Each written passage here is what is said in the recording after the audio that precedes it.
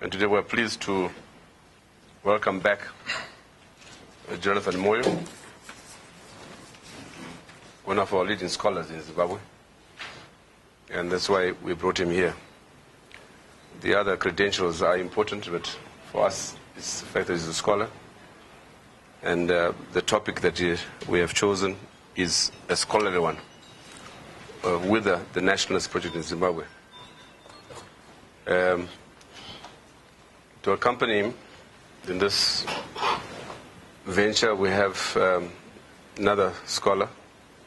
I was just saying that he's one of the few who has remained true to academia. He has never veered off the trails like Jonathan and myself. Sachikonye has remained the scholar. Professor Jonathan Moyo holds a Bachelor of Science degree from the University of Southern California in 1982 and a Master of Public Administration degree, MPA, in 1986 from the same university. He completed his doctorate, PhD in public policy, again from the same university in 1988, where he also taught undergraduate students while doing his doctoral studies. He also did special programs at the University of San Francisco and at Stanford University in the US. As an educationist and an accomplished scholar, Jonathan Moyo has published articles and refereed journals, contributed numerous articles in the popular press, and has written several books that include Voting for Democracy, The Politics of Administration. We are proud as SapesTrust to have been those who published him early in the game. And I was also pleased to be on the Academic Promotions Committee when we promoted him to professorship some years ago. I can't remember when. When I was on Academic Council. And the other one, Politics of the National Purse. They're available out there. Buy them, because we hope to one day pay for outstanding royalties to Jonathan. In fact, we are planning to reprint this book in particular. The Voting for Democracy should be available too from our staff.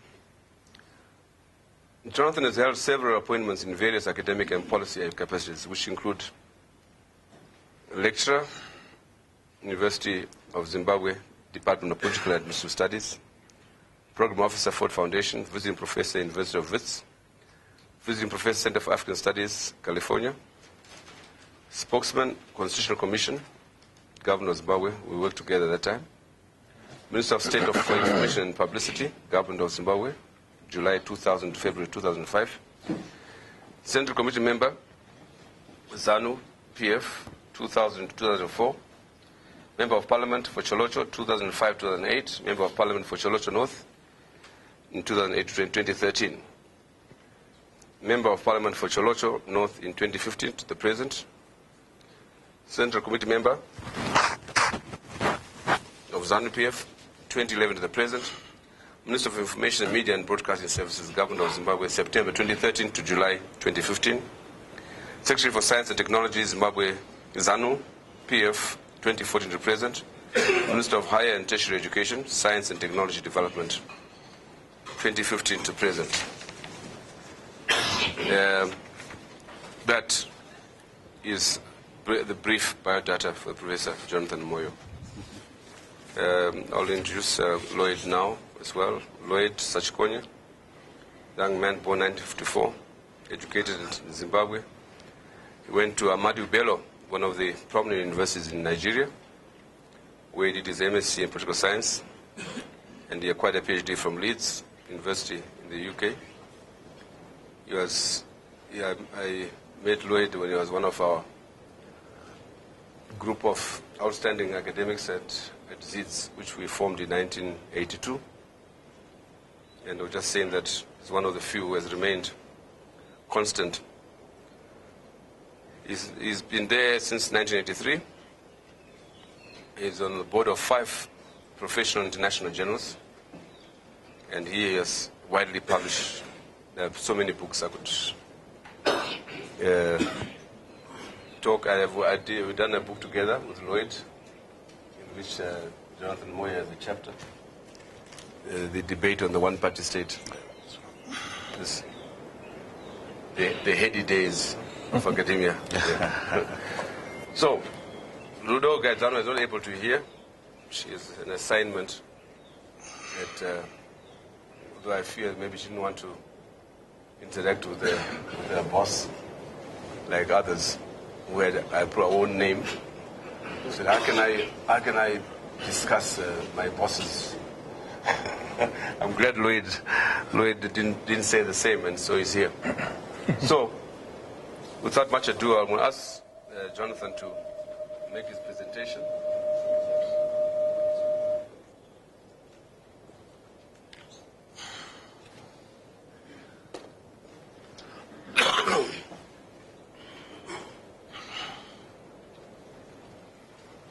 Thank you very much, Dr. Mandaza. I'm going to follow your good example and speak while seated, although I was tempted to speak while standing until I reminded myself of my unusual height and thought that would be unwise in these circumstances. Good evening, everyone. Yes, I'm very pleased to have this opportunity to share my ideas, views with you on the state of the Nationalist project in Zimbabwe. It's really a pleasure to be back at SAPES. And as Dr. Mandaza has indicated, when I do so, it is always a homecoming of some sort, because this has been the place of ideas in our country for the better part of the independence period. And some of us started our careers as young academics here. And I'm grateful that I have today the opportunity in different circumstances to come back. And one consideration that makes me quite happy and proud to have this opportunity is because in the context of the scheme of things these days in our country, SAPES is arguably the only place where ideas are still debated in some objective, dispassionate manner. This because the other platforms in civil society, especially the newspapers, both in the public and private media, have been captured by political interests, and in the process have lost the objectivity that is necessary to debate often contentious public issues. And it is to the credit of SAPES that it continues to provide this platform, and it's something that I appreciate, even though I'm not coming from academia. I'm based elsewhere. When I accepted this invitation, I was fully aware of the many public capacities that I have, as pointed out in the introduction. I'm the Minister of Higher and Tertiary Education, Science and Technology Development. I'm also a member of Parliament for Cholocho North, a member of the ZANU-PF Politburo. I'm also a student at the University of Zimbabwe, studying law. So I think it is relevant to ask in which capacity am I speaking? And for the avoidance of doubt, especially because we do have members of the press here, I am speaking as Jonathan Moyo.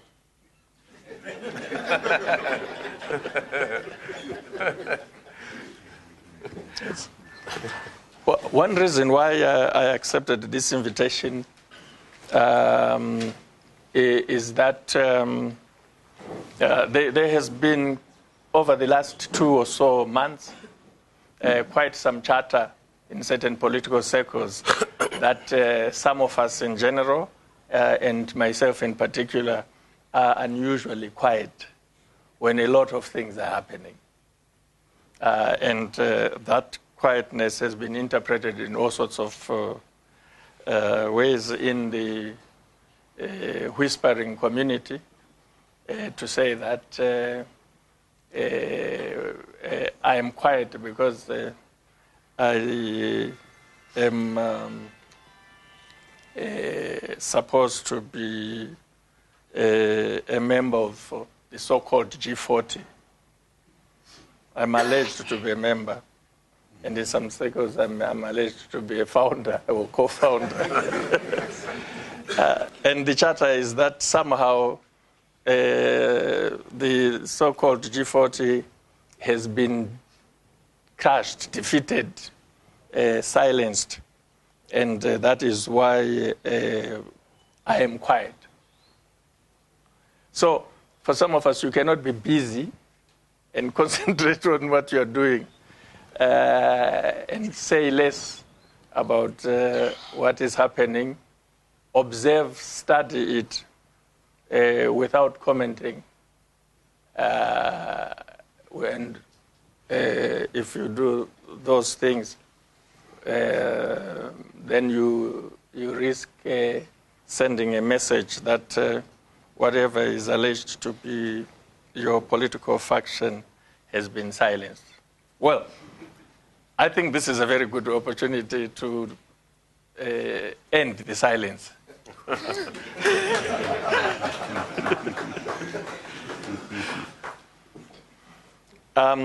Because of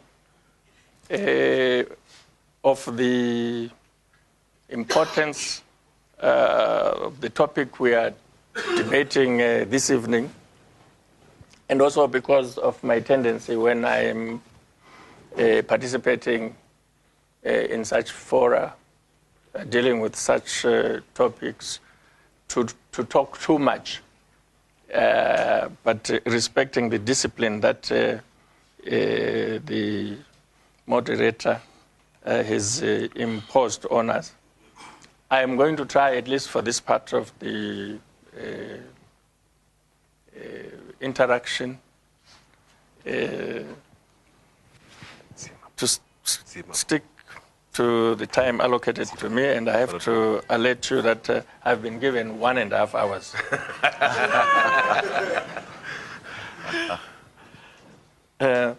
To do that and to do justice to the topic, I'll try and be disciplined and keep to my text as much as is reasonably possible.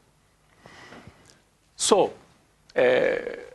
Whither, the Nationalist project in Zimbabwe.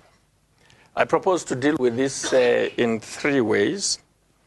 I will start by briefly defining the Nationalist project, and I will do this by presenting a schematic outline, which I will use to identify the key features of the Nationalist project. And then I will give an outline of my reading of the balance of forces currently in the country and how these relate to the nationalist project as I see it. And then I will make an assessment of the current and emerging balance of forces ahead of the 2018 election against the backdrop of what I consider to be the main features of the nationalist project. And in my view, there are 7 important features of the nationalist project. But in general terms, the nationalist project is a summation of the values, principles, and aspirations of the people of Zimbabwe, going back to the pre-independence period. And these values and aspirations define, in my view, Zimbabwe's permanent interest. Every society has its permanent interest. Those fundamental and enduring issues, in this case, principles, that tie different generations, past, present, and future. Our colleagues in Europe like talking about the European project. Well, we have the Nationalist project. This is what has defined not only our state politics, but also who we are as a people in terms of our values and ideals, how we see ourselves. What is fortunate and helpful in this connection is that our new constitution, in fact, provides a useful starting point of defining and understanding the nationalist project. And this is done in section 3 of our constitution, paragraph 1, subparagraph I, which deals with the recognition of and respect for the liberation struggle. I think it is quite significant that 37 years after our independence, we are now looking at this issue with a constitution which in fact recognizes the foundation of the nationalist project. It's unfortunate that this is not part of the everyday discourse, but yet it is a fundamental defining feature of our republic, because Section 3 of the Constitution deals with Zimbabwe's founding values and principles. And a key founding value and principle of our republic is recognition of and respect for the liberation struggle. That sums up the basis of the 7 key features of the nationalist project, which I am going to share with you. What I want to underscore at this point is the fact that the nationalist project is historically and constitutionally the fulfillment and materialization of the values and the ideals of the people of Zimbabwe, which in policy terms are their aspirations. And these aspirations, as I've indicated, are enduring, permanent aspirations. Each generation makes its mark, defines, situates itself in relation to those aspirations. In ideological terms, these aspirations are national questions. these 7 features of the nationalist project are national questions. Questions that every political player, whether state, civil, or market, should engage in one way or another. Now, I'm going to quickly sort of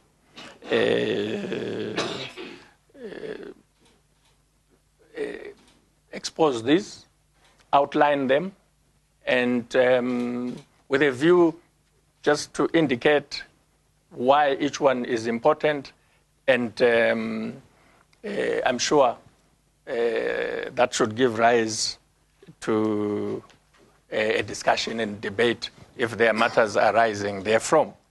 Now, the first and most fundamental people's aspiration or a key feature of the nationalist project is national unity, the question of national unity, the unity of the people of Zimbabwe. This is an aspiration that was important during the liberation struggle, bringing the liberation forces together, and after independence. And I should mention that we do have also an advantage to look at this question now, because our new constitution has given expression to this aspiration by declaring that Zimbabwe is to be a unitary state, democratic and sovereign republic, which in nationalist terms is a developmental state. The question of national unity is very important because it is about cultivating among Zimbabweans a sense of common belonging, that we have a shared heritage and a common destiny as the people of Zimbabwe. This is very important because, as I said, these features are permanent, they are enduring. It remains to be asked whether 37 years after independence, we have succeeded in developing a common, an understanding of a common heritage and a common sense of belonging as Zimbabweans. We've had quite a number of experiences which have challenged this notion. It can be argued that one of the weaknesses of our state politics is that, in fact, Zimbabweans don't express themselves, especially those who have organized their concerns into political action, either as political parties or civil society organizations and so forth. You find that some people are talking about the new Zimbabwe and some refusing to find their own values and concerns within a common platform. What I think is very important about this is that we need to find a lasting model or system for consolidating the people's power. People's power is consolidated through a kind of a shared existence or one that produces a common purpose. Second is the economic question about the wealth of the nation. I think as far as this question is concerned, most people will agree that the state exists to create an enabling environment for the creation of the wealth of the nation. It is not by accident that Adam Smith's seminal work is The Wealth of the Nation, The Wealth of Nations. And we have to ask that question in relation to our own country. And what is important from the standpoint of the Nationalist project is that the wealth of the nation is defined by the land and the natural resources on the land and under the land. That's the basis of the wealth of our nation in material terms. Otherwise, the person and the individual, the people, become the critical parts of that relationship. And what is significant is the fact that our land and our natural resources were stolen, if you want,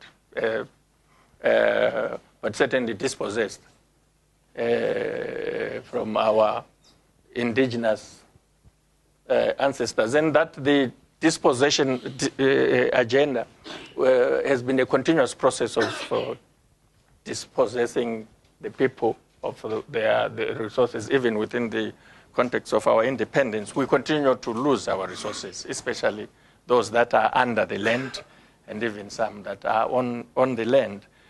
Now, the nationalist mantra that land is the economy and the economy is land is a fundamental and perennial aspiration of the people in relation to this question, the economic question. And from where I sit, quite a lot has been done to address this question, although still a lot more remains to be done. Just to give you an indication that is very important in my view, and one which also indicates the kind of grounded politics that we have, 1.8 million households in this country depend on land. Their food security depends on land. And this 1.8 million people, it's like about 9 million people.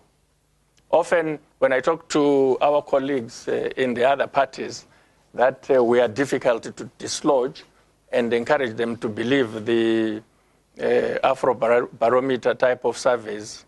They say, no, you look, how can anyone support you given this kind of state of the economy and so forth? And we tell them it's because we are actually organically linked with these 1.8 million households. These are the ones we work with. Just this season, we gave, through the presidential input scheme, support to 1.6 million. 1.6 million households. And we relate to them every day. We don't have to hashtag them. We don't have to telephone them.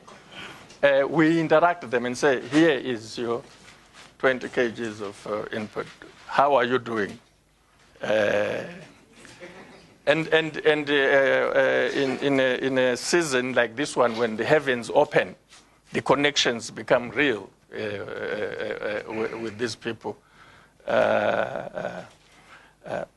But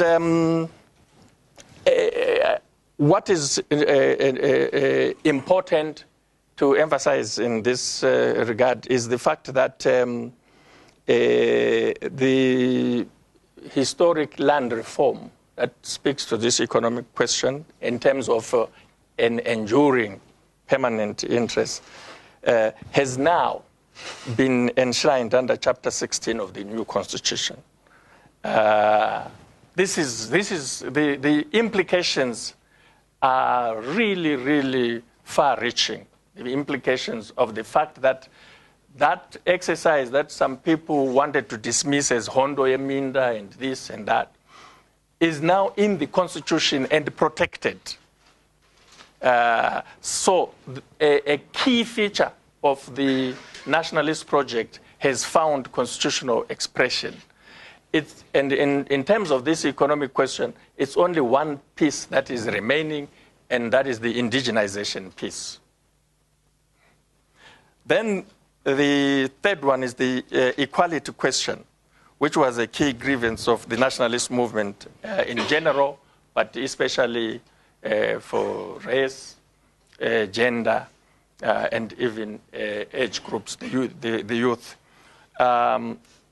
it is also notable, and as you will see, from a nationalist project, we take full claim of some of the fundamental Bill of Rights issues that are now in our new constitution, which are directly a result of the nationalist project, which were key grievances of the independence movement, and now have found not just protection, but permanence in our constitution. So those issues that are in section 56 of the new constitution, which says all persons are equal before the law and have the right to equal protection and benefit of the law, speak to a fundamental pillar of the nationalist project. And the equality provision is quite revolutionary. The implications will become clear in the fullness of time. And I want to remind you that I'm talking about permanent values. I'm talking about permanent aspirations, which we can locate in the liberation struggle. What the liberation struggle was fought for, the values and ideals of the liberation struggle. Fourth is the democracy question, which is based on the principle that those who govern must have the consent of those whom they govern. Central to this question is the issue about the means for getting into power or for getting power. A very big problem that we see in our country, have seen in other countries that were a product of the liberation movement, have to do with this question, the democracy question. There are some in our country who think that democracy became a major state issue in 2000, and who think that they are fighting a new liberation war because they are talking about democracy and so forth. But this is not historically correct, because the liberation struggle was a struggle for democracy. It was about democracy. Those who participated in it or who are now reading about it will be familiar or will encounter the term NIBMA. NIBMA. No independence before majority rule. This was a clarion call of the nationalist movement. And in essence, this demand, the NIBMA demand, was about the right to vote, which is now for the first time since independence. It's now enshrined under section 67(3) of our constitution. For the first time, it was not in the Lancaster constitution. And I can see some people now think they can use it and pursue some class action, this and that. But of course, it's a right to vote that is justiciable, but in relation to other rights that are in the constitution. This is a major achievement of the nationalist project. This is a foundation, a pillar of that project. Fifth is the question of order and stability. The nationalist project in Zimbabwe has not escaped the post-colonial challenge of order and stability arising from a range of sources, including destabilization by our erstwhile colonizers, but also from ethnic strife and other political divisions. Zimbabwe went through ethnic strife in the first 7 years of its independence, or during the Guguraundi period. This was resolved under the Unity Accord, whose values and ideals are today under threat in very serious ways, and with quite a lot of implications on the nationalist project in terms of what needs to be done to certainly avoid divisions, strife, but maintain order and stability, which is a major feature of our country, especially since 1987. There are people who want to engage in this debate as to whether we're a fragile state or not, but fragile states are not stable. They don't have order.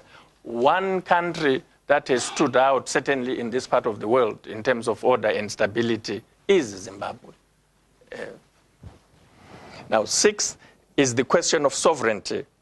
Our friends at ZBC like saying that this is sovereignty, but it is sovereignty.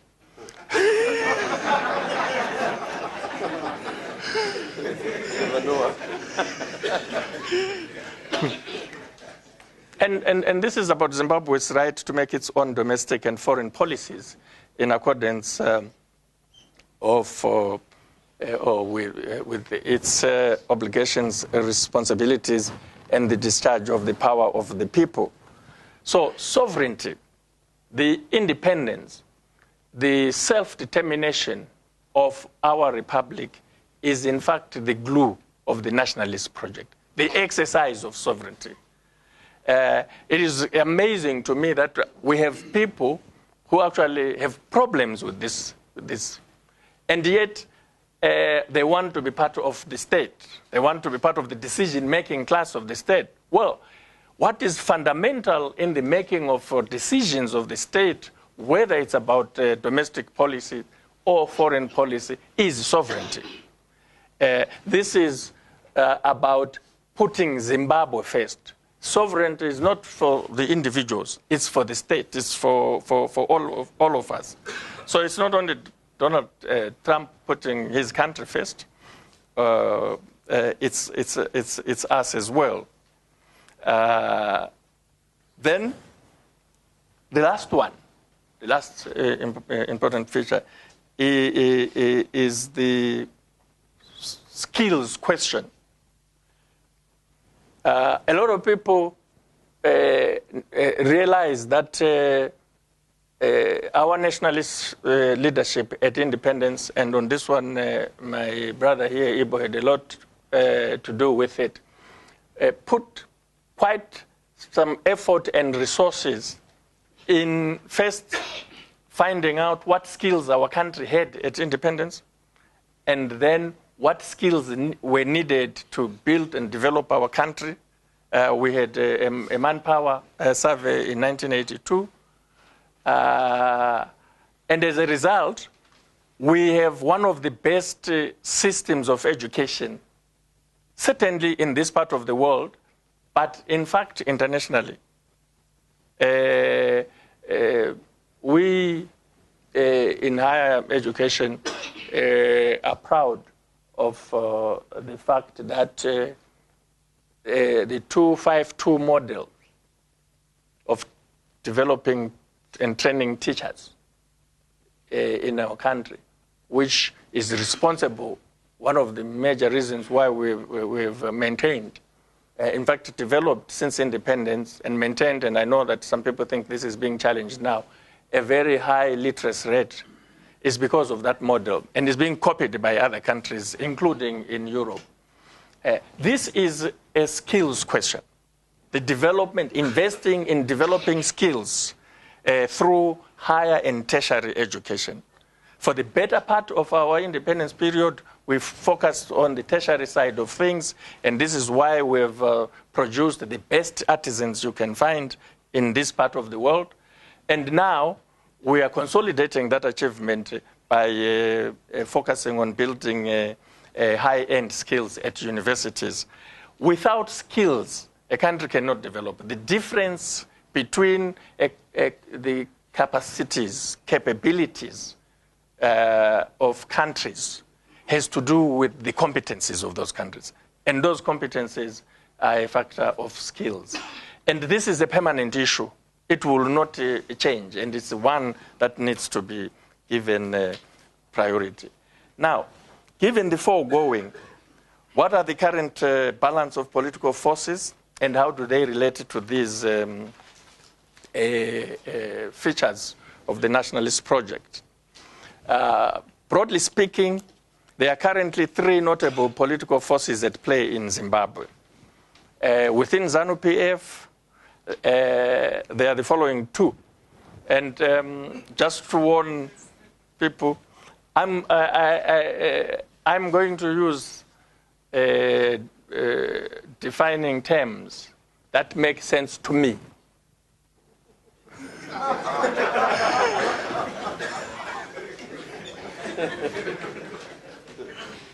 So there are two within ZANU-PF.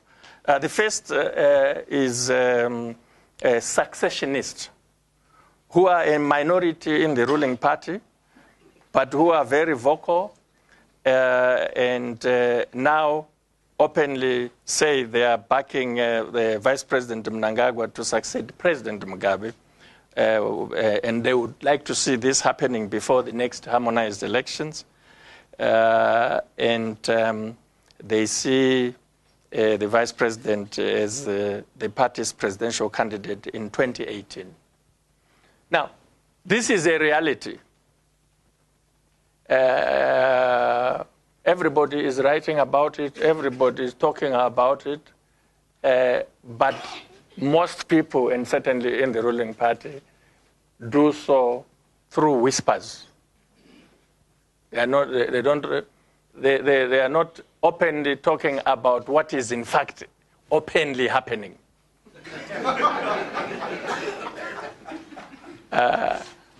And I don't know what that is in political science, the inability to discuss what is in front of you.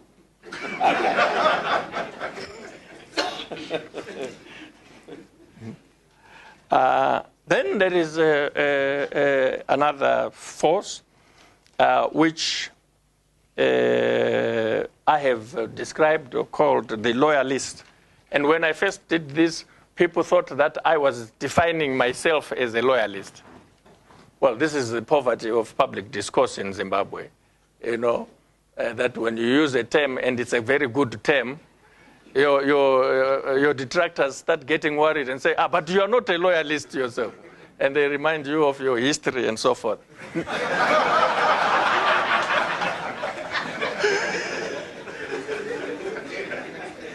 Well, I mean, we go to school, study political science in order to get tools for analyzing what's before us, the public, what it means, to inform others, to engage with others, not to describe ourselves.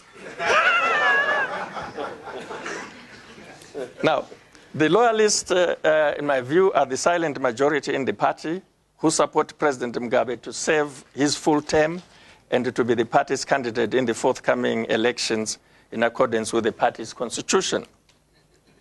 Now, for the sake of a complete perspective, I should note that outside ZANU-PF, there is, of course, some significant political activity going on in the opposition ranks, and they seem to be preoccupied with building a coalition of the weak in the hope of getting a chance, however slim as it appears now, of winning the next election.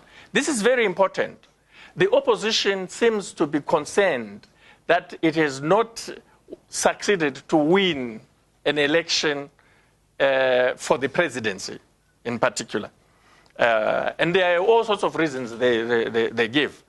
But whatever those reasons, their conclusion is that the best chance for them to win is by coming together. This is them who are saying this. We can see through their action. But the result is they've not produced anything. One day it looks like it's, yes, they've succeeded. The next day, no, they don't know how to do this. But they've signaled that this is the most important thing for them to do. And so we are all watching. And they are likely to spend all the time until the nomination court sits trying to build that coalition. But it is about election. It's very different from the ZANU-PF situation where it is about political power. It is about the real business of the state, which is political power. So in this schematic outline I'm sharing with you for just purposes of discussion, I'm excluding the opposition ranks. And I'm doing so because I'm persuaded by the various narratives out there, including surveys, which indicate that the opposition is not going to do well in 2018. If you want, during the discussion, I can actually read you narratives from prominent leaders of the opposition, like Tendai Biti, for example, saying the game is over. This is for ZANU-PF. Let's see what will come maybe in 2023. But I suffice it to observe that the major weakness of opposition politics in Zimbabwe, in my view, is that they are not rooted, framed,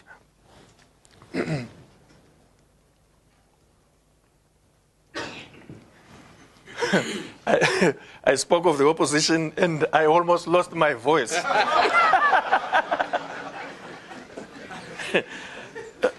They are not rooted, framed, or cast in the nationalist project.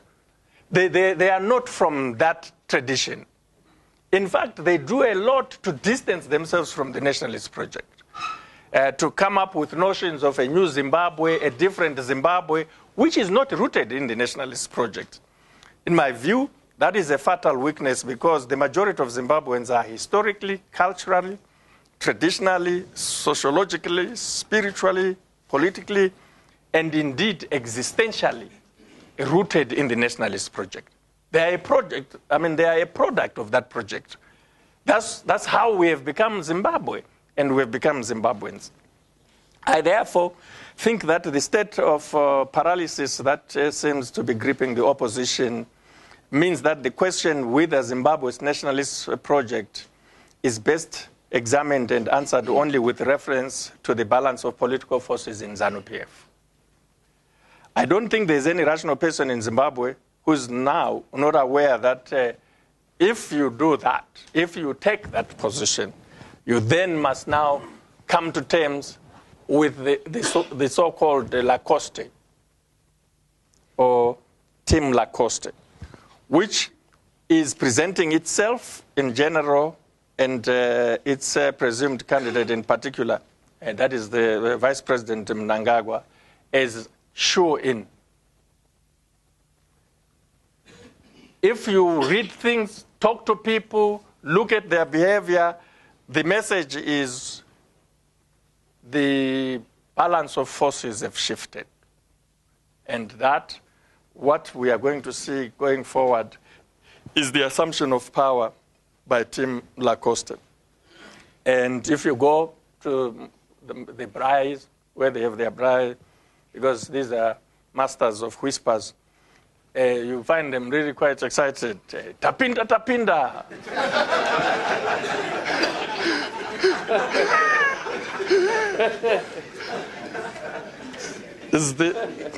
is the new song, and the refrain when you start developing an interest with, oh, tapinda, tapinda, what are they talking about? Then they say mdara chauya.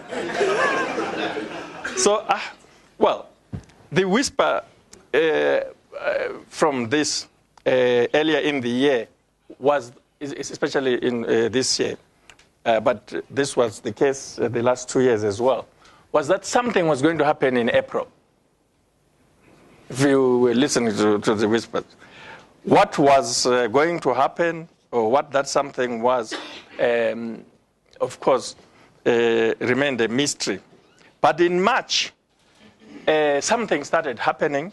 The heat was turned on the ZANU-PF National Commissar, Comrade Xavier Kasukuwere, who faced dubious votes of no confidence under the absurd claims that he had set up parallel structures to top the president. But this was real, and it was pushed with vigor and with seriousness that caused certainly observers and even members of the party to believe that something was happening, and that this is going to trigger that something. This was the trigger point. It was supposed to happen in a matter of days, but it became prolonged. It took 8 weeks, 2 months, and as it developed, it assumed what the whisper started saying or describing as the momentum. In fact, as we sit here, we are somewhere along the momentum. the build-up, the surge. And the question is, towards what?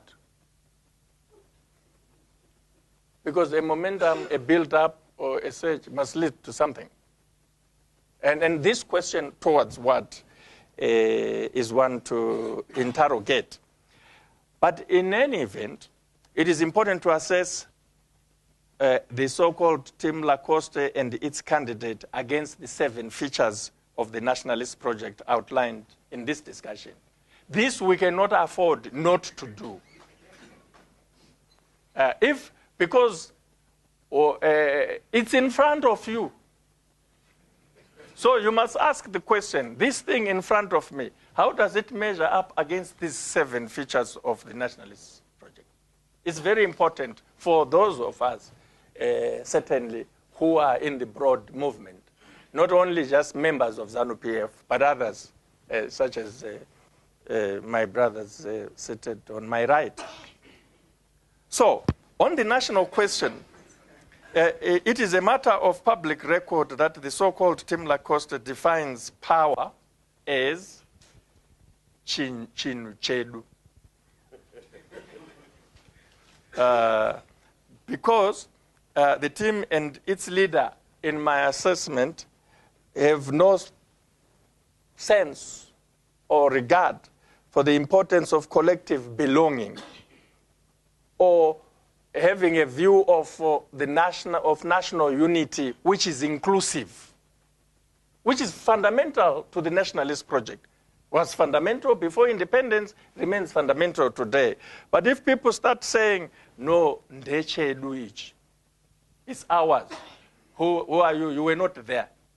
Well, how can the people who were born in 1980 and are 37 years old now, how could they have been there? But they are 37 years. And that means collectively as a group, they are 3 years away from qualifying to run for the presidency. But the age of majority is 18, and they can contest for any office other than the presidency. So when people start having the kind of politics which excludes others on the basis that they were not there, when in fact they physically could not have been there, and then you construct a political narrative on that basis, you create a problem, and that is antithesis to the Nationalist project. That's not what the Nationalist project was. On the economic question, it is again now in the public domain that the so-called Team Lacoste is about command economics, command politics, command ideology, and command everything. I think there was something very important to be said about command agriculture, which is meaningful, because it was intended as a maize import substitution program. But the extension of that logic to everything, to framing everything, even before we have taken stock of the command agriculture or the maize import substitution program, is amazing. And in my view, misplaced. This command framing business is as revealing as it is dangerous, but it is contrary to the values and logic of the Nationalist project, because it sought to empower the people. It sought to empower the communities, not to command them, but to free their spirit, to unleash their energies so that they can contribute to the building of an independent Zimbabwe. Then on the equality question, and again based on what is in the public domain, it is clear that Team Lacoste and its leader are far removed from the Nationalist project. Instead of espousing the fundamental nationalist value, which is now enshrined in Section 56 of the Constitution, that all persons are equal before the law and have the right to equal protection and benefit of the law, this team has declared itself to be Zimbabwe's stockholders. Not even stakeholders, but stockholders, under a template of entitlement that is not only against the aspirations of the Nationalist project, but also unconstitutional.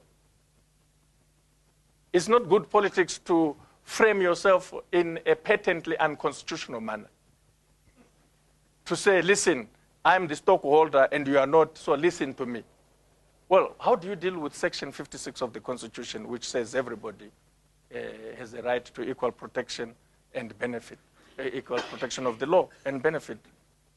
Because you've always said, no, those are one by, but now it's us first. Well, the Nationalist project says Zimbabwe first, and therefore Zimbabweans. So people should be, you should even be afraid, and if you don't fear anyone, you should be ashamed to take the position that I am a stockholder and you are not. It's bad politics. On the democracy question, and again based on the information now in the public domain, the so-called Tim Lacoste has used its entitlement ideology to misinterpret the appointment of its leader as vice president to mean his anointment for the presidency, and which presidency should be handed over to him as a matter of entitlement outside an election. To say, they say in their whisper things, and they are now all over the social media with this, pass the baton. And they're saying this to the president. Pass the baton. What baton is this? It's not a relay. It's a democracy. It's a constitutional democracy. And it is a constitutional democracy. And this comes not because of anyone who is wise out there, and certainly not because of me. It's in our constitution. The constitutional democracy is in the constitution of Zimbabwe, and no one should claim proprietary rights over that. That's a constitution of all Zimbabweans, the people of Zimbabwe. I know there are some political parties which want to create the impression like, we are not a constitutional democracy. Well, the Nationalist project and things of this nature about values are enduring issues. They are permanent. Every generation will face these issues. The answers given will differ. Then, on the question of the order and stability, it is notable that the political positions taken by the so-called Tim Lacoste run against the grain, to borrow a phrase, from of the Nationalist project, largely because they are divisive. An example of this is the current campaign against the Peace and National Reconciliation Bill that Vice President Mpoko is spearheading in Parliament. But of greater concern to me about the threat to order and stability posed by the so-called Tim Lacoste are the issues contained in a document dubbed Blue Ocean that started circulating in 2015, and in an interview that Vice President Mnangagwa gave to an elite British magazine, The New Statesman, last year, entitled The Last Days of Robert Mugabe. These two documents tell a very sad story about a sinister program of capturing state institutions and targeting individuals for extrajudicial attacks in ways that betray the Nationalist project, inasmuch as they threaten order and stability in the country. On the sovereign question, Tim Lacoste is working harder to win the support and endorsement of foreigners than to win the hearts and minds of Zimbabweans. So we hear very loud whispers within successionist circles that Zimbabwe needs British support, and that Britain is going to be very significant in the so-called transition, and that such schemes as the Lima Debt Initiative are to assist that process, and that Zimbabwe needs a deng. You know, he's Chinese, not a Zimbabwean, you know, or a Kagame. They say, oh, Zimbabwe needs a Kagame, a strong man like Kagame. Well, maybe Tim Lacoste needs a person like Kagame, but the Zimbabweans don't. Zimbabweans, no, how about saying they need somebody like a Mugabe, a Joshua Nkomo, a Simon Mzenda, or a Herbert Chitepo? Why do we need a Kagame? Why do we need a strong man? Why don't we get a leader who is produced by the people through the democratic process? And finally, on the skills question, the so-called Team Lacoste has shown a surprising hostility to the youth, who are not only the vanguard of the party today, but who are also the critical pool from which the skills necessary to industrialize and develop and modernize Zimbabwe must emerge or trained and deployed. There is now an instinctive hatred of the youth. Avana Gwara. They are disconnected from the past. They don't know who the stockholders are. They don't respect the stockholders. But meanwhile, there is clear and present evidence that they respect the leader of the party and the leader of the country. Tomorrow we have a program in Nationalist West of the youth interface with the president because they support the president. So where does this thing, that Avana Gwara, come from? Now, in my analysis, the so-called Team Lacoste pose a clear and present threat to the nationalist project. The threat is dangerous, not least because it comes at a time not only when the centerpieces of the nationalist project, as I've indicated, have found expression in our new constitution, but also on the eve of the 2018 elections. It is important that the 2018 elections are used to consolidate the gains and the legacy of the nationalist project, those 7 enduring values. Now, to conclude this presentation, going forward, what are the issues arising from this discussion? For me, I think there are 5 issues that arise from this, and I want to share them with you to conclude my intervention. First, I think the time has come for the silent majority in the nationalist movement to stand up and be counted in defense of the nationalist project. I think that it's not right for people to be quiet when there are things in front of them, when they can see what is happening, when they actually talk about it in their bedrooms, when they talk about it kwamereki and everywhere, except where it matters most.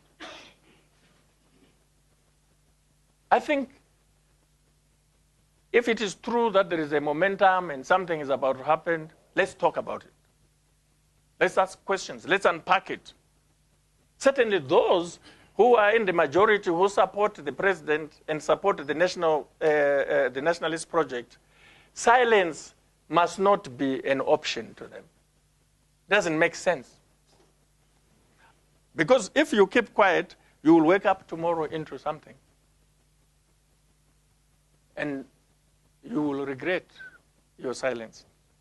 Second, the current situation where the so-called Lacoste team uses a whisper campaign to carry out a silent power grab is harmful. It is harmful to the values and aspirations of the nationalist project, and it is harmful to our new constitution. People who say they are on the verge of taking power deserve scrutiny. If you promise us that you are taking power, and you say join or you will be left behind, then you must be subjected to scrutiny. Third, there are a lot of things that have happened in a number of key national or state institutions that not only smack of a capture of these institutions by the so-called Team Lacoste, but which things are detailed in the Blue Ocean document and the very revealing British magazine, The New Statesman. This is a fundamental point. And this point, in my view, challenges academia. It's unbelievable that we live in a society where a document comes out called Blue Ocean. And then, a year later, a very influential opinion making magazine for the British elite, the New Statesman, conduct a seminal interview with the vice president, where things are detailed in these documents, not only about what should go on, what should happen, but what has already happened, and which things raise eyebrows in any other normal environment. But, you know, the academics are just enjoying themselves. They're not analyzing the implications of these things. But key state institutions are involved, public media and judicial institutions. It's not right to expect politicians to debate these issues,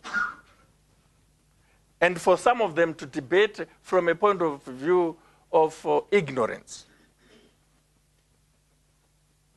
For a society that prides itself as a highly educated society, I think our academic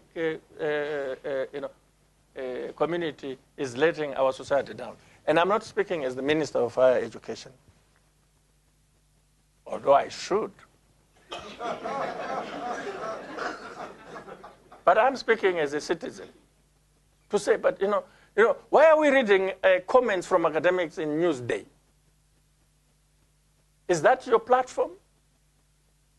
And when the academics make comments on Newsday, the comments are not different from mine. Because we would like to get examined. Now, we have evidence. There are 2 documents. If people want to understand, and this is the debate here, if you want to understand what's going on, read Blue Ocean document and the New Statesman interview that came out in December, where the vice president is interviewed. Where things, especially in the British magazine, the New Statesman, they are stated as a matter of fact. And they've been in the public domain for over half a year without anyone publicly denying the contents thereof. That means what is in there is true. So why are we quiet? But the contents, which no one should ask me, what is it? What are the contents? Go and read for yourself. I've told you the source, but very concerning. I think it's important to unpack, to revisit those documents, unpack them, analyze them, and where necessary, let's see legal action being taken, because some of the issues have legal implications. Fourth, the time has come to expose and dispense with the myth entertained not only by the so-called Tim Lacoste, but also by others, including some in countries like Britain, that Vice President Mnangagwa is the designated successor, or that he is the successor, only successor, on the verge of taking over any time now. The position is that there is no vacancy. This is the position in our party. There is no vacancy in the office of the president, in the party or in the government. And where there is no vacancy, any talk or activity of succession, such as contained in the Blue Ocean document and in the New Statesman interview, is by definition subversive. Fifth, and finally, this is the last point, the notion peddled by the so-called Tim Lacoste that its leader is the only one who is above or senior to everyone else below President Mugabe is false. I don't know why we have not told them that Murugunyaipa. But they've been whispering, and other people being silent, living. But it is false. And that falsehood should now be engaged and stated. There are others that are senior to the leader of the so-called Tim Lacoste in the party. One of them, and I give this by way of an example, but an important example in my view, is Dr. Sidney Sekramai. He is senior. And this example is an interesting one because, you know, Dr. Sekramai's loyalty to the president, President Mugabe, to the party, to the country, is beyond question. And So are his liberation credentials, beyond question. So is his political experience, beyond question. So is his consensus style of leadership. Quite engaging.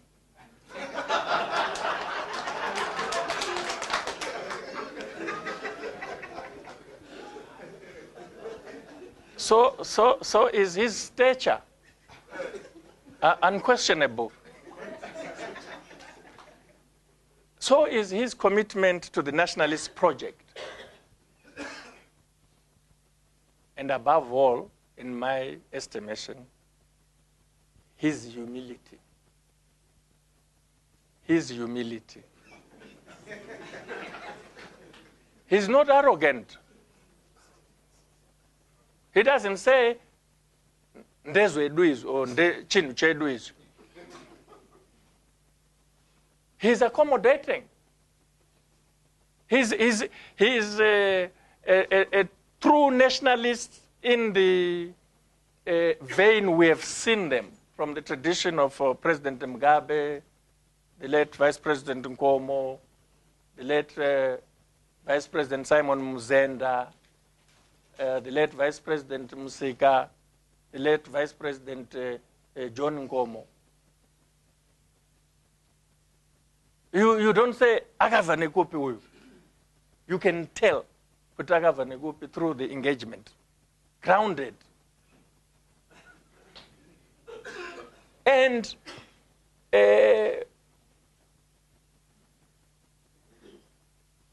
I'm giving this as an example, remember. I'm challenging the notion that below the president, there's only one leader who is senior. I'm saying that's not true. And I'm challenging the historians to dig up the evidence if they think I'm not telling the truth. What is true is that because of his humility, Dr. Segeramai's story is not well known. But once you get to know it, encounter it, it's infectious.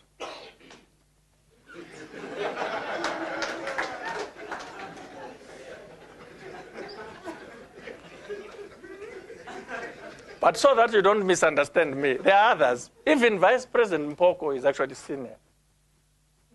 But you want to know if you live in a society that doesn't value information, which is driven by propaganda. But he is. Check the record. Anyway, so Whither, Zimbabwe's nationalist project, well, it is facing formidable threats, but it has also excellent opportunities on the ground. As we move towards 2018, I expect to see the balance of forces radically shifting towards and in favor of the nationalist project. I thank you.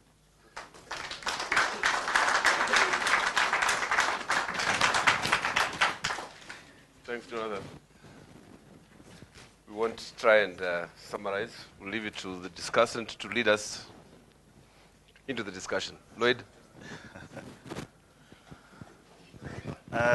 You'll agree with me, Chair, that it's a very tall order after that very comprehensive overview of the nationalist project. I think Professor Moyo has done justice to the definition and the elaboration of the concept. In fact, I think he has been quite scholarly, particularly in the first part of the lecture, when he was defining the key pillars or key features of the project. The second half of the presentation, of course, was a critique of his sparring partners within the party. Parties, nationalist parties, are broad churches. These movements are broad churches, and you have various strains, so mini movements within that particular movement. But I just wanted to maybe make a couple of observations, 3 or 4. I know that many of you are burning to intervene in response to Prof. Moyo's presentation. I think one can say that the Nationalist project can be inclusive and broad, but it can also be narrow and partisan. It can be a polarizing project or a unifying project.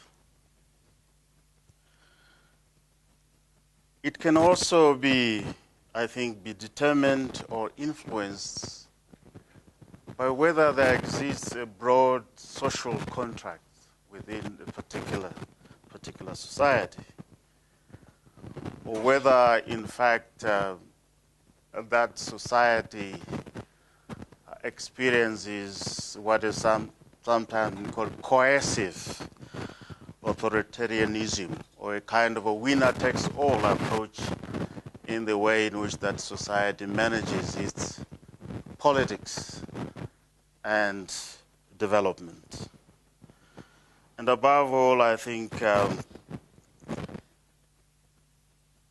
various features of a nationalist project are partly determined by the level of legitimacy that it has in a particular society. Issues of accountability and transparency of that project. And in fact, the mode of the electoral or leadership systems and orientation in that particular society. But I think to come back specifically to Prof. Moyo's presentation, you almost got the sense that the Nationalists project started with the liberation struggle. I'm sure he did not want to give that impression. I think we all know that this is a project that goes back 60 years, if not even 70 years. Those various movements that provided the foundation in the 50s, the various parties, the precursors to the parties that did emerge in the 1960s and later on. And you almost got the sense that the project can be reduced to a particular party, particular parties, when he was talking about the opposition movement. And yet, that opposition movement, one can argue, is also part of this project if we define it in an inclusive and broad manner. If we define the Nationalist project following Prof. Moyo, using the Constitution, the various principles and national values in that Constitution, I think these values, various provisions in our Constitution, were the product of some kind of consensus between the ruling party and the opposition parties in this country. So, in other words, the Constitution that we have is the product of a consensus reached after protracted discussions in the wider society.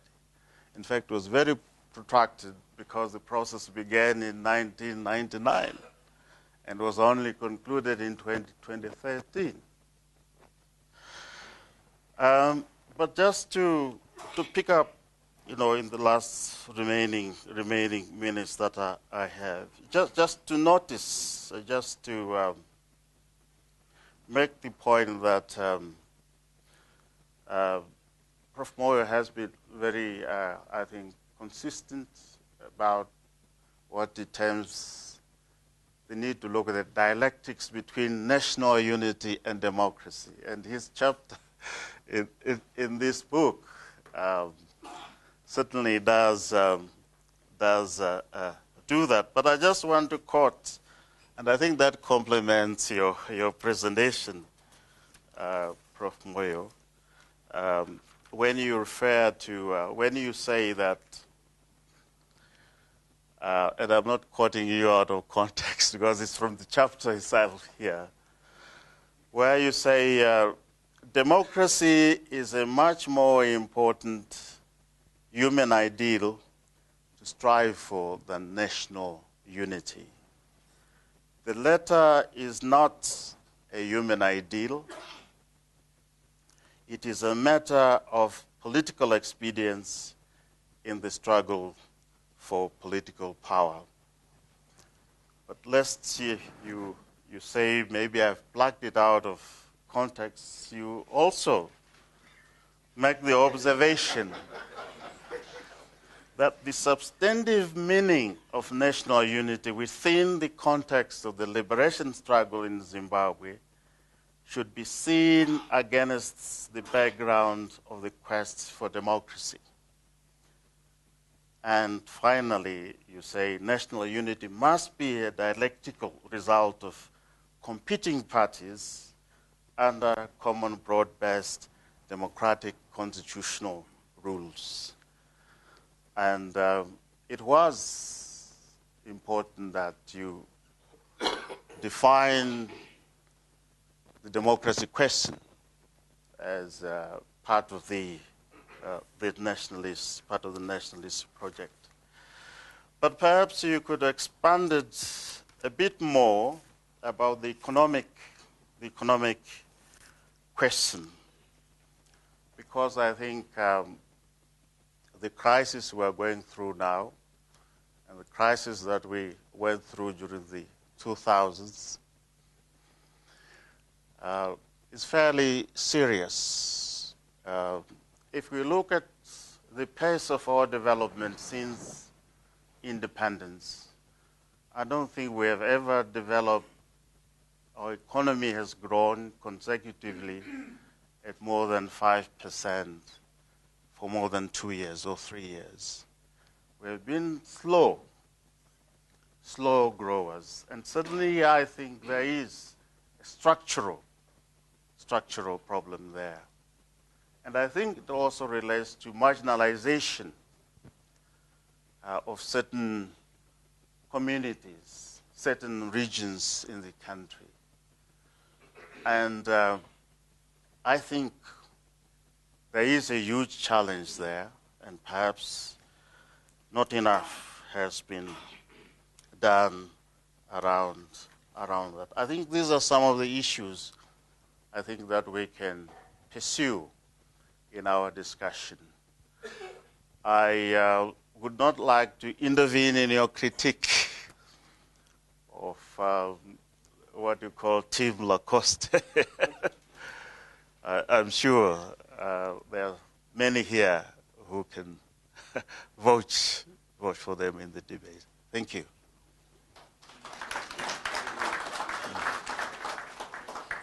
It's a very profound points you've raised. I'm going to ask Professor Jonathan Moyo to respond to Lloyd as a way of... No. You don't want to. Well, then I have one broad question, really, about the Nationalist project. Whether it is not evident that there is a major... whether it's not locked up in a historical bind. If you take it from the point of view of the experience of post-colonial Africa as a whole, in the apparent failure to transcend the first stage of the objective of the national, which is independence. It appears to me the Nationalist project brings about independence and gets stuck there. It's unable to move on the economic front, the point you made.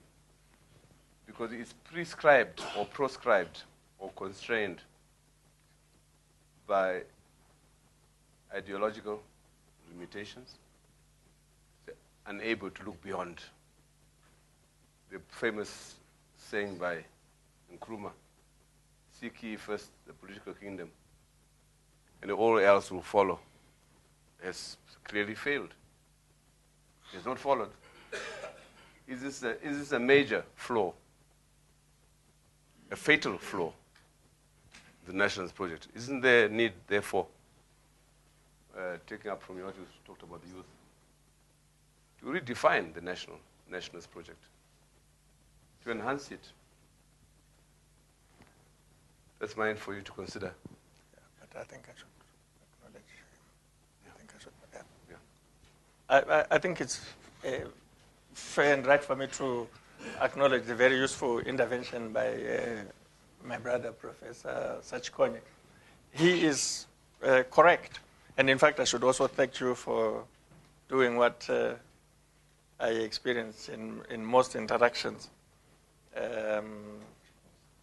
which is to remind me of what I wrote. And in my view, as you said, there is in fact no contradiction between that and the essence of my thinking right now, except to say my current interest is a very practical one.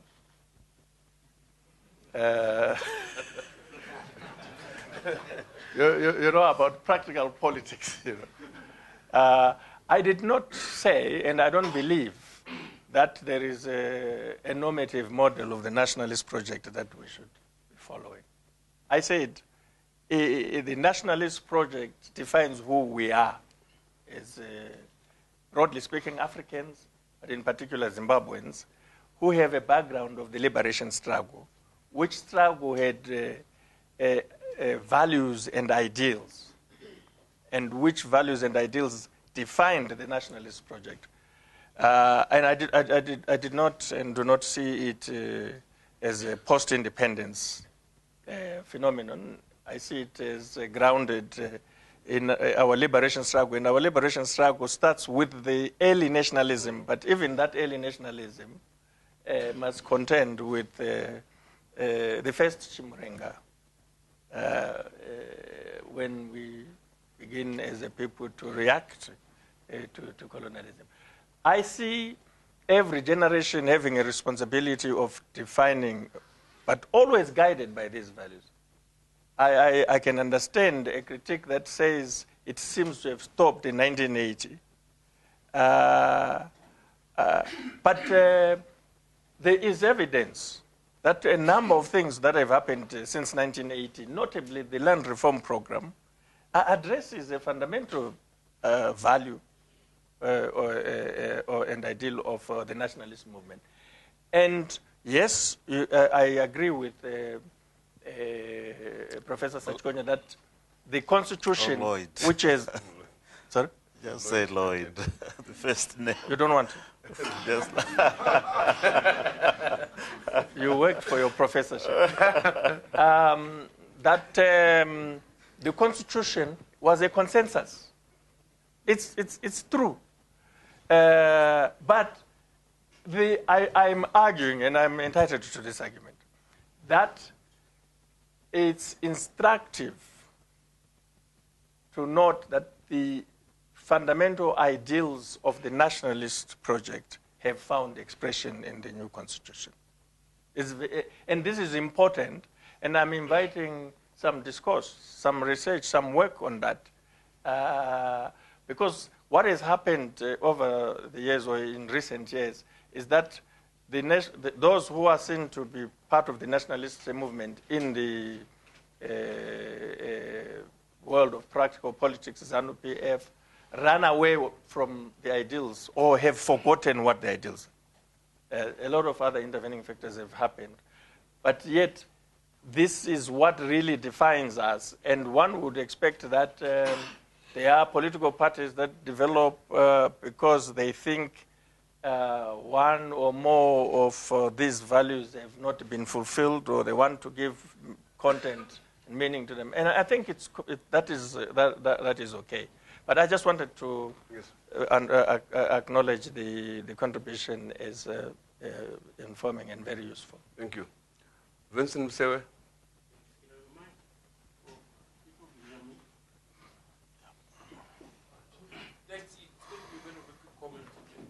Maybe stand up so I can see you. With the dialogue on the issues you raise, I think fundamentally you'll be surprised that we want the same things for this country. There is no differing aspirations with regard to achieving the nationalist objective, particularly as the younger generation who grew up with huge expectations of the Zimbabwe we thought would grow up in and the Zimbabwe we thought would live in. The most dangerous assumption you can make, personally, maybe it's convenient, is to assume that we don't want the same thing. Right. But the second and most important issue is the how. You dwelt on the what. And I was expecting us to maybe spend more time on the how. Because our problem, for example, my personal, speaking as Vince Musewe here, is the seemingly obvious failure of the achievement of the very objectives that you are talking about.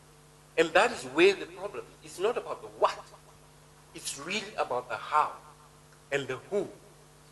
And until we resolve that, particularly as a means of progress for a country, we will continue to have this disconnect between what those who are in power might think those who are out of power want, without actually appreciating that there is no question about sovereignty, as you mentioned.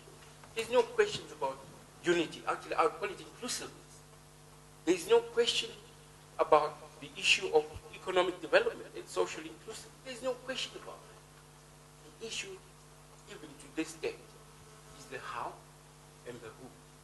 And this is where some of us are beginning to intervene, to say, no, we think it can be done better like this, like that, and like this. And that is where I would find more, more interesting actually having a deeper conversation. Thanks, Vincent. Is that hand there? Pilani. A microphone here? Yes, yeah. Zamchia. Not in Dao, please, English. I thought the Constitution recognizes Dao as an official language. So maybe the cultural issues are also part of the nationalist. Well, I just want to say thank you for the presentation. Of course, part of it was for your own personal practical experience, understandably so. But the import and the value out of it is how you managed to bring to me the issue of stability and democracy as both important values. Because I think one of the narratives now is that we need maybe a successor who can be able to bring stability. And the discourse is, being held in such a way that you can have stability, you have to choose between stability and democracy. Yet you can have both stability and democracy. I'm sure the citizens of Zimbabwe would need both stability and democracy. That is my comment. And thank you very much on your elaboration on Dr. Sidin Sekerama. It really helps us to see things in a different and more exciting way.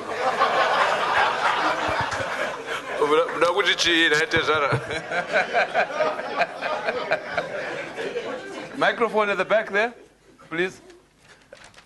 Identify yourself, please. Well, I'm Pride.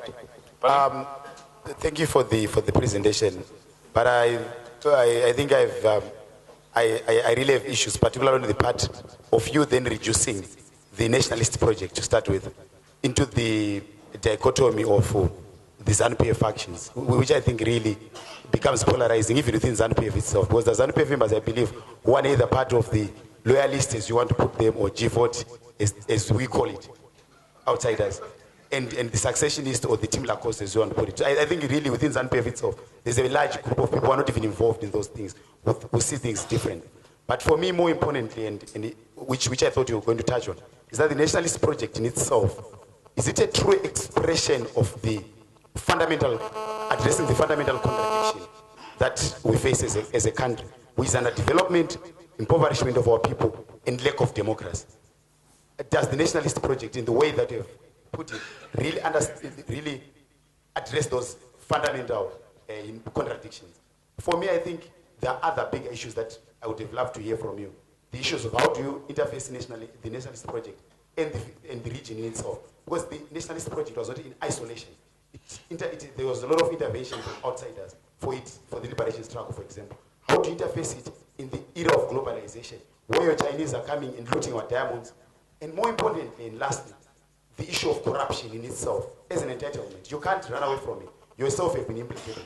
Whether it's true or it's allegations, but the fundamental, central contradiction of the nationalist, the maneuvers, the practical politicians, as you put it, the practical practitioners, being involved in extractivism and corruption from the state, which is supposed to address the values that I've spoken about, the contradictions of poverty, of underdevelopment, and lack of democracy. Thank you. Thank you. I'll take two more. Aneta. Yes, sir. Okay, I'm Richard Maomba, and my intervention is largely is going to come in and respond to a few issues raised by the Honorable Doctor. Very brief, Maomba. Oh yes, I'll be very brief. Okay, but my first point of contention is that the aspect of nationalism or the national project in itself is quite problematic. Why? Because it is underpinned in what is referred to as the coloniality of power. The very same coloniality of power that is entrapped in the paradigm of Eurocentricity. The very same perspective of Eurocentricity that depicts matters of human rights and even comes back to problematize matters of human rights in the post-colonial era, forgetting that at some point it denied the humanity of those that is now, advocating for their human rights. So I think that perspective of the coloniality of power is in itself problematic as we strive to unpack the discourse of the national project. So I think largely we should revisit the philosophical fundamentals, the epistemic fundamentals of that which you refer to as the nation or the national project. Thank you, Maomba. Another one? Yes, sir. And then I'll take you, then with. I'm Blessed Mhlang. Professor Moyo, in defining what he called the Team Lacoste, appeared to be talking really about the view that from outside we see ZANU-PF as egocentric, Chinuchedu in ZANU-PF. Out of ZANU-PF you can't fit a report from the Zimbabwe Human Rights Commission said that ZANU-PF was only feeding its own supporters. So you appear to talk about ZANU-PF and consign it to a faction. If you are not, you can't challenge President Mugabe because you have not been to war. We have seen generals in the election, before elections, the securocrats, in a press conference, saying that they will not salute anyone who didn't go to war. This is what has supported ZANU-PF over the years. Are you departing from the ZANU-PF system? Because you yourself have been on record at times saying that if you are not ZANU-PF, you are lost. So now you also have exposed yourself to the mantra of Chinuchedu.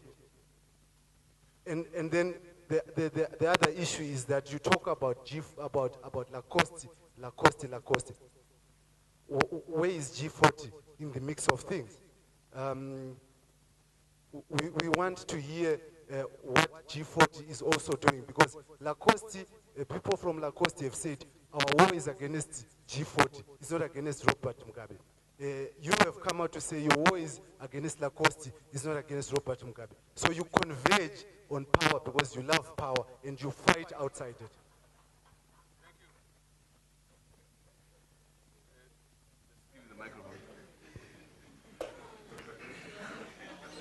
Thank you, Professor. I'm your former student. I enjoyed this. Who are you, former student? Oh, Chris Marquez. I have two questions. The first one is on the you gave figures on 1.8 million people who are benefiting, who can end up being 9 million. I fear that we are taking somehow a parochial analysis if we reduce everything to political economy. And the second one is I would have loved to hear something about regional development. What is happening in SADC or within the region, a post-colonial state, which will affect the nationalist project in Zimbabwe. Thank you. Thanks. Yes, sir. You're last. Thank you. My name is Rangunya Murundira. I just want to respond to, I think, what Dr. Mandaza, the point you raised, which is important, that has the nationalist project then died post-independence. And I think this has, to a large extent, been answered by Prof. Moyo. In that post-independence, you have had the nationalist project actually trying to establish the structures or the framework for the economic democratization of the economy of Zimbabwe, participation within the economy. And this is also in the constitution, as Prof highlighted. But what has then happened is that post-independence, the tools for then democratizing that economy are the youth. And I think the president, as early as 1986, did highlight this to say that the nationalist movement before independence was the youth driving the political agenda. Post-independence, it must be the same youth driving the economic agenda. But you then have these groups within the ruling party that are denying the youth that process of then democratizing the economy. And the reason they are denying those youth is that the youth are standing with the president because he believes in democratizing that economy. And I think if you listen to the youth since the Million Men March last year, they've been speaking to this democratizing of the economy. And I think you're going to see this becoming louder as they actually say we need to have the nationalist movement taken forward within the economic space, which they are being denied. Thank you. Let's say something at the end. Lloyd? I'm not sure. Yeah, just your last word on the subject for tonight, I mean. Of course, there were no specific issues directed to me, but I think what I raised one. What I raised a question what for you too. What flows through most of the contributions here, I think, is to emphasize that the nationalist project is work in progress. It can't be anything else. We may have aspects of it recorded or given prominence in the Constitution, but it really has to be work in progress. If it's about structural change, which is all about democratization in political terms and in economic terms, and if it is work in progress, I think the case for a broad, inclusive approach becomes quite important, and try to go beyond making it, or reducing it to a partisan effort. Thank you. Professor Moyo. Well, thank you very much. I think that in discussions of this nature, especially on an issue such as the nationalist project, it can't be, in the end, about right and wrong, or a question and answer. It has to be a discussion. We have to bring on the table different views. And as far as I'm concerned, I don't think you will have a good society that is in operation. Like, at the end, we are really examining what constitutes a good society. And the answer is not going to be, this is a good society. But from an African point of view, it has to be in relation to the ideals and values that make us African, that are the glue of our states. I keep hearing some people either being, in my view, unnecessarily defensive, that they think I said they are not nationalists or part of the nationalist project. Or some people implying that I said the nationalist project equals ZANU-PF. I didn't say that. For the avoidance of doubt. Because people want to say, oh, we are narrowing it to a partisan position. No, I'm not. In fact, it would be very good for all of us if perhaps we resolve the national question and it's clear we have a common starting position, and we mutually assure each other that we are all nationalists and we subscribe to the nationalist project. Then it will not really matter. The question of where is Vincent is gone?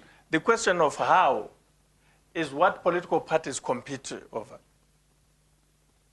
But I am very clear that the what is important in our context. The what has not been resolved. And you see it in the political manifestos of parties. But the how, you produce your own answer, how you are going to deal with these issues. But first and foremost, subscribe to these enduring values. We don't see the evidence. So I was raising a standard which, in my view, should be a point of reference for all of us, but which isn't. I don't want to start getting into party politics, because that is for a different forum. But we will all sleep well if we thought we subscribe to these values, so let the one with the best program win. So no one will cut other people's throats the day after.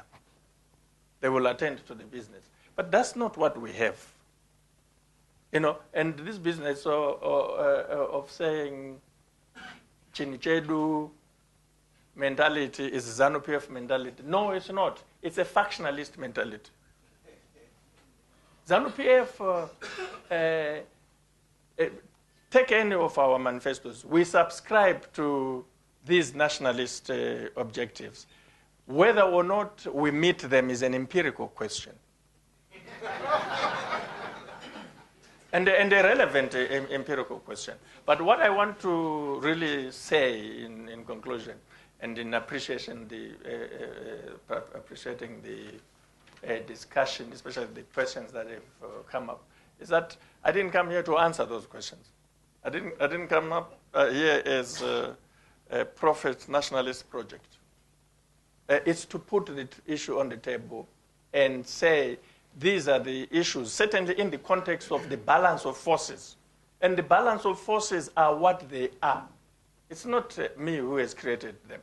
And I can see, and I think this is unfortunate in a way, that Professor Sachikonye doesn't want to engage the critique. And yet, as I said earlier, it's in front of him.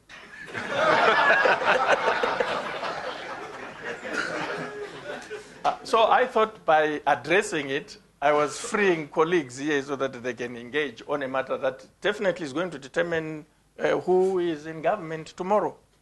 And if you have concerns about discussing that, then you might face issues that are uncomfortable tomorrow. I wasn't discussing the nationalist project in Africa, a comparative analysis. I was discussing Whither, Zimbabwe's nationalist project.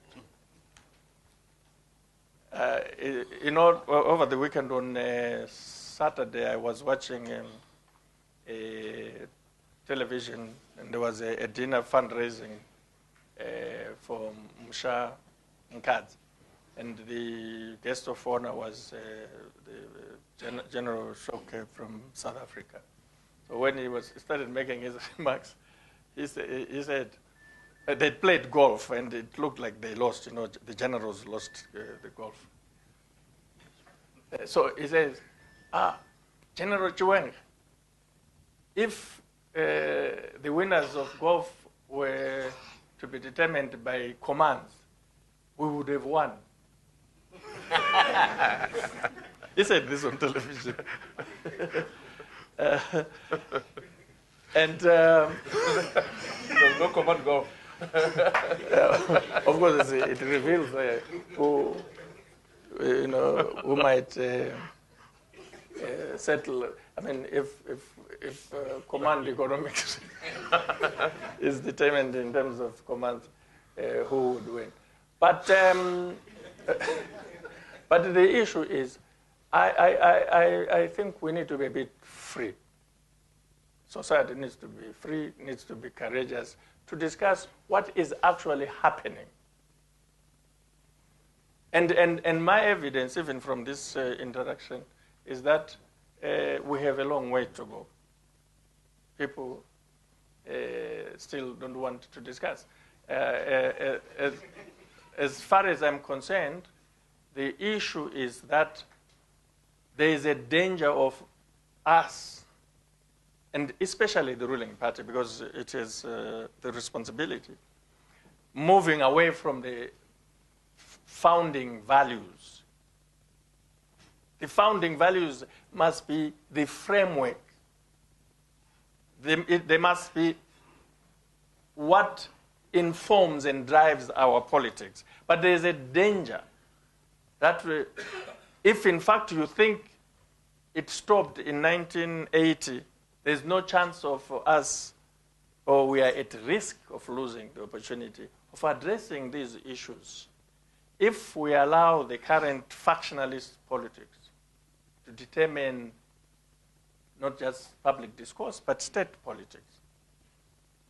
There is a danger, because what's going on, this language of stockholders, of entitlement, is not ZANU-PF language. It's not true to say that this is ZANU-PF. I don't want to start saying, I know here among even media people who are part of this Team Lacoste. I said the so-called Team Lacoste.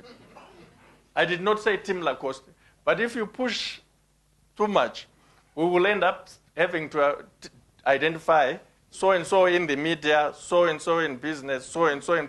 I mean these people. But for purposes of discussion, I thought it was useful just to say the so-called. And the fact that I'm saying the so-called is I'm at least allowing some benefit of doubt. But I don't think I need to answer to each and every intervention, because I believe it's valuable, and in some cases even invaluable in its own right, because these things inform each other. Thank you very much.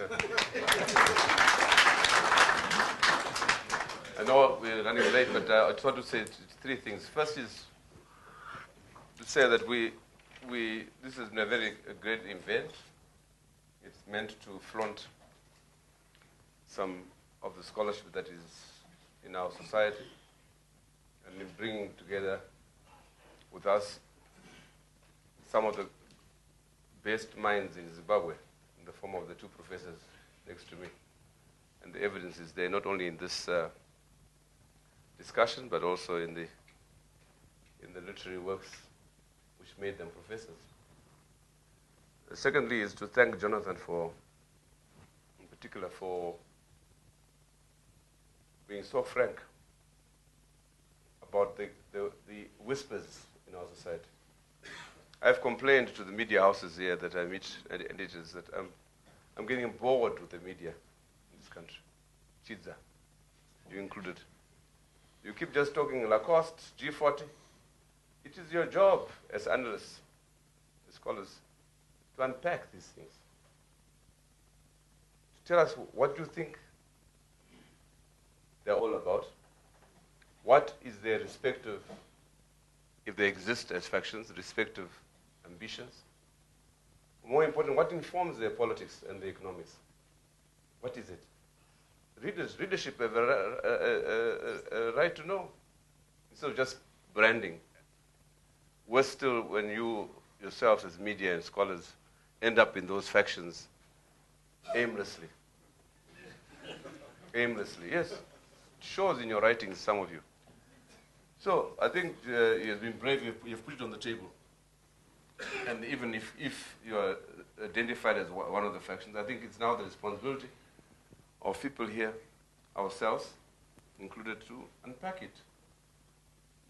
Not as a fascination, in my view, but as truly a dangerous situation that this country faces. We are sitting on a time bomb.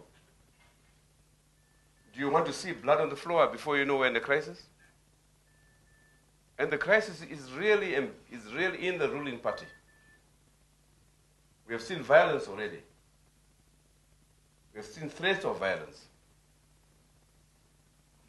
Some of us were pilloried the other day for using the word silent coup or coup in the making. But that's the reality. It's taking place. And you look at it, let's critique it. Let's analyze it, at least. Lastly, it's just to say that we welcome any of you to the next, fourth Pan-African lecture. Let us know when you want to come. But in a fortnight, on the 14th, we have another of our finest minds in Zimbabwe, Professor Arthur Mtambara, launching his book here on the 14th. It's a Wednesday. He will give a talk as well, but be here. And bring your manuscripts. Let's see more books. Tommy. Thank you very much indeed. There are some refreshments as you go out. There are bigger refreshments further across the lawn. There are books to buy. Don't forget to get a copy yourself. And I'm sure Jonathan has no objection in autographing your books as you wish. Most welcome. Thank you very much for you coming. Thank you. Excellent. Thank you, Chair. Excellent.